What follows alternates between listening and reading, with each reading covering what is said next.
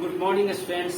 आज हम लोग क्लास 4 में पढ़ने वाले हैं व्याकरण की किताब में 12 नंबर चैप्टर, और यह चैप्टर है हिंदी के महीने।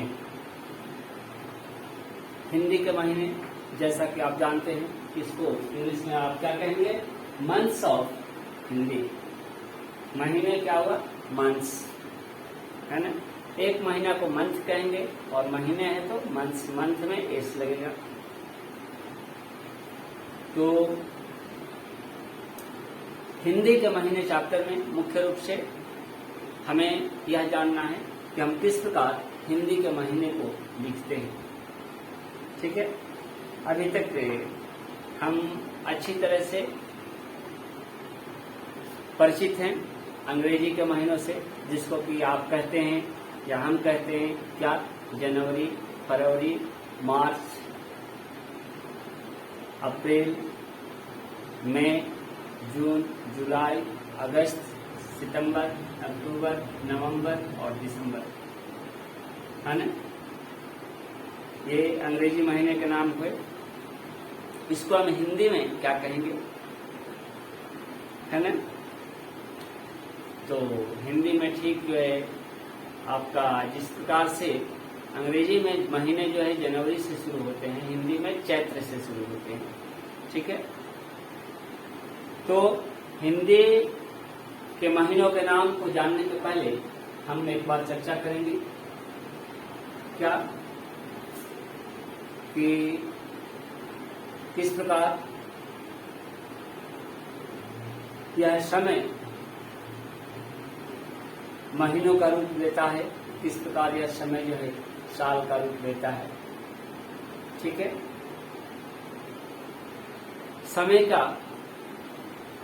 सबसे छोटा यूनिट जो है हम क्षण को मानते हैं, पल को मानते हैं, है ना।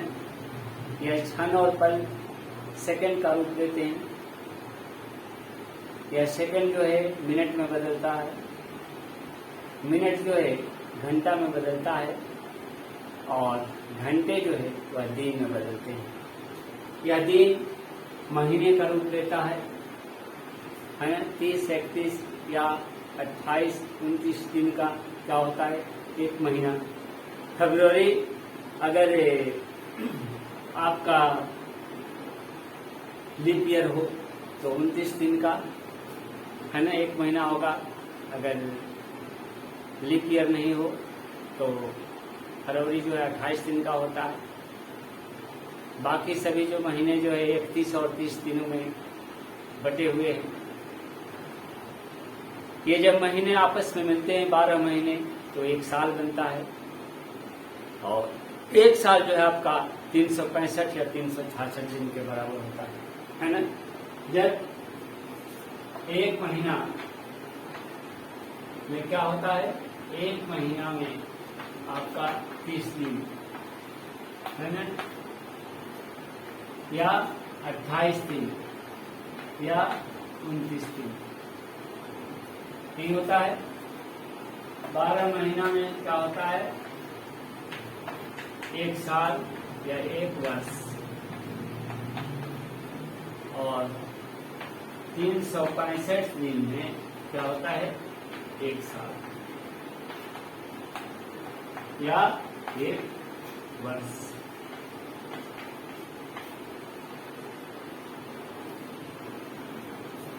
चर्चा है महीने की। तो आइए अब देखिए आप पेज नंबर 62 पर एक बार। बच्चों, यह तो तुम जानते ही हो कि साल में 12 महीने होते हैं। इन महीनों का क्रम सूर्य की स्थिति यानी गति के आधार पर होता है। यहाँ पर क्या बताया गया है कि महीनों का जो क्रम होता है, किस प्रकार चैत्र के बाद वैशाख आता है, वैशाख के बाद ज्येष्ठ आता है, ज्येष्ठ के बाद आषाढ़ आता है ना। इन महीनों का जो क्रम है वह किसके आधार पर होता है? तो सूर्य की स्थिति कहिए या सूर्य की गति कहिए। सूर्य जो गति करता है, सूर्य में जब गति होती है तो क्या होता है? उसकी स्थिति में बदलाव होती है और इस प्रकार यह महीना आते हैं। तो क्या भी कहा गया, महीनों का क्रम जो है सूर्य की स्थिति के आधार पर होता है। ठीक उसी प्रकार हिंदी में 12 महीने होते हैं और इनका क्रम क्या होता है, चंद्रमा की स्थिति के आधार पर होता है। आइए क्या हम पढ़े कि बच्चों, या तुम जानते ही हो कि साल में 12 महीने होते हैं। इन महीनों का क्रम सूर्य की स्थिति के आधार पर होता है। जो 12 महीने होते हैं वह सूर्य की स्थिति के आधार पर आधारित होते हैं। लेकिन यह किस महीने की बात की जा रही है? यह है अंग्रेजी के महीने की बात की जा रही है। जब हम हिंदी को देखते हैं तो हिंदी में भी 12 महीने होते हैं और इनकी गणना जो होती है, इस महीने की गणना जो होती है वह है चंद्रमा की स्थिति के आधार पर की जाती है।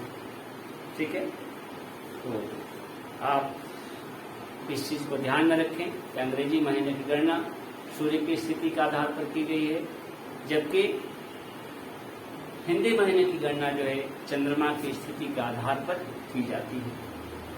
हिंदी में महीने की बात है तो जिस प्रकार जनवरी जो है प्रथम महीना होता है अंग्रेजी का, ठीक उसी प्रकार हिंदी में प्रथम महीना क्या होता है, हिंदी का प्रथम महीना आपका चैत्र होता है।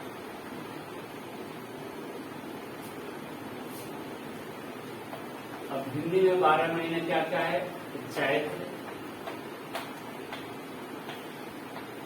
वैशाख, ज्येष्ठ, आषाढ़,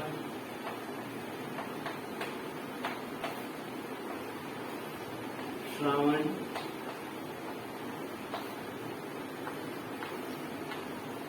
भाद्रपद, आश्विन,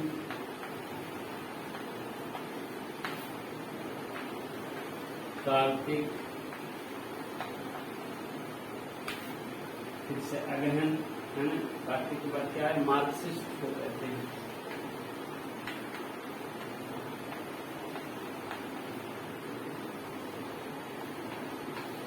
पौष,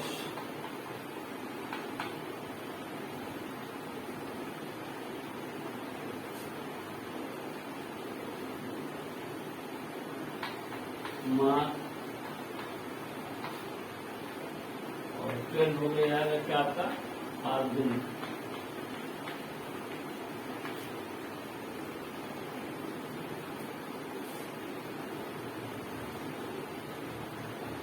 तो चैत्र जो है क्या है, शुरुआती महीना है ना, और हिंदी में चैत्र फर्स्ट मंथ हुआ आपका, वैशाख सेकेंड, थर्ड ज्येष्ठ, फोर्थ आषाढ़, फिफ्थ सावन, या सावन इसको आप कह सकते हैं, सावन, श्रावण या सावन। नेक्स्ट जो है 6 से भाद्रपद कहिए, या फिर क्या लिखा है आपका भादो, आप भादो भी कर सकते हैं। 7 आश्विन, ठीक है, आश्विन का नाम क्वार भी होता है। फिर कार्तिक है ना, इसके बाद मार्गशीर्ष है ना, फिर पौष, माघ और फाल्गुन। ठीक है, तो ये है आपके 12 महीने हिंदी में। नेक्स्ट है सभी भारतीय त्योहार जो है इन महीनों के अनुसार होते हैं। ठीक है, और यहाँ देखिए अभ्यास में चित्र दिए गए हैं।